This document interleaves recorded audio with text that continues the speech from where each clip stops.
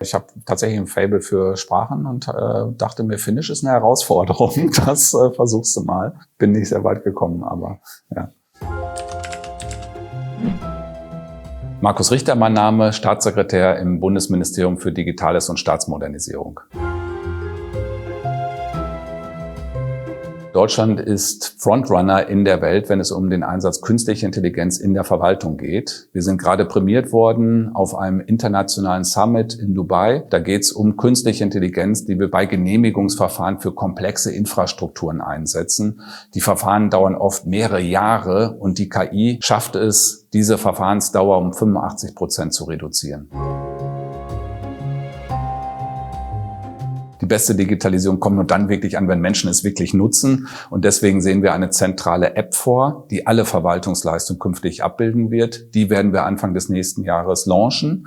Und dazu gehört auch zum Beispiel, dass wir Prozesse voll digitalisieren. Zum Beispiel Elterngeld bzw. Kindergeld, die können wir vollautomatisiert ablaufen lassen, ohne dass man einen Antrag stellt, weil der Staat weiß, dass ein Kind geboren worden ist. Und auch das soll im Laufe des nächsten Jahres zur Verfügung gestellt werden. Ja, Finnland ist natürlich auch einfach gut aufgestellt. Das eine ist die konsequente Digitalisierung der Verwaltung, damit Bürgerinnen und Bürger, Unternehmen leichten Zugang haben. Das zweite ist die Frage, wie wir das Wissen um Digitalisierung auch in die Bevölkerung bringen. Und das dritte ist Souveränität, Sicherheit in den Vordergrund zu stellen als Teil von Usability, also von Nutzungsfreundlichkeit. Ich glaube, dass wir in Deutschland besonders durch den Föderalstaat gezeichnet sind. Wir haben 11.400 Kommunen, 16 Länder, den Bund. Jeder hat auch eigene Verantwortungskompetenz und deswegen brauchen wir manchmal spezifische Antworten, um das abzubilden.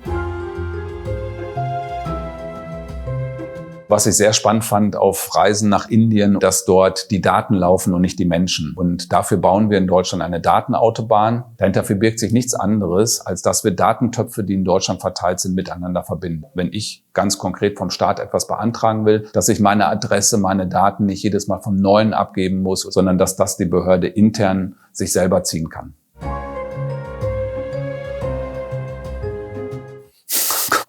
Also die Finnen gelten ja allgemein als sehr ruhig und im Hintergrund arbeitend. Ich finde, brauchen sie nicht zu verstecken, weil sie wirklich Dinge sehr stark nach vorne treiben durch eine klare Positionierung und auch durch eine Innovationskraft.